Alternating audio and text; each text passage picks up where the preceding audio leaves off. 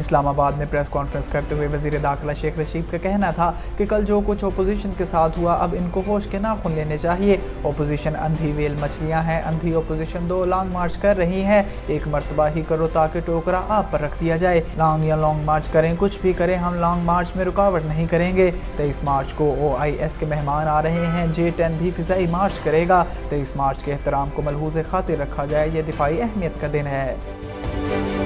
Army chief general Qamar Javed Bajwa का कहना है कि कौमी सलामती के तमाम पहलुओं पर मुश्तमिल जामे पॉलिसी की तश्कील ज़बरदस्त इकदाम है। कौमी सलामती की पॉलिसी की दस्तावेज कौमी सलामती का तहफ़्फ़ुज़ यकीनी बनाने में मददगार होगी। तफसीलात के मुताबिक पहली कौमी सलामती पॉलिसी के इजरा के मौका पर सहाफ़ियों से गैर रस्मी बात करते हुए पाक फ़ौज के सरबराह जनरल कमर जावेद बाजवा का कहना था कि मिलिट्री सिक्योरिटी कौमी सलामती का सिर्फ एक पहलू है। कौमी सलामती के तमाम पहलुओं पर मुश्तमिल जामे पॉलिसी की तश्कील ज़बरदस्त इकदाम है।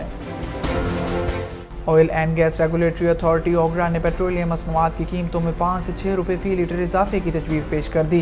ज़राए के मुताबिक पेट्रोलियम मसनूआत की कीमतों में इजाफे की समरी पेट्रोलियम डिवीजन को इरसाल कर दी गई, जिसमें पेट्रोल की कीमत में 5 रुपये 50 पैसे फ़ी लीटर इजाफे की तजवीज़ दी गई है। हाई स्पीड डीजल की कीमत में 5 रुपये और लाइट डीजल ऑयल की कीमत में 4 रुपये फ़ी लीटर इजाफे की सिफारिश की गई है। इसी तरह मट्टी का तेल 6 रुपये फ़ी लीटर महंगा करने की तजवीज़ भी समरी में शामिल है।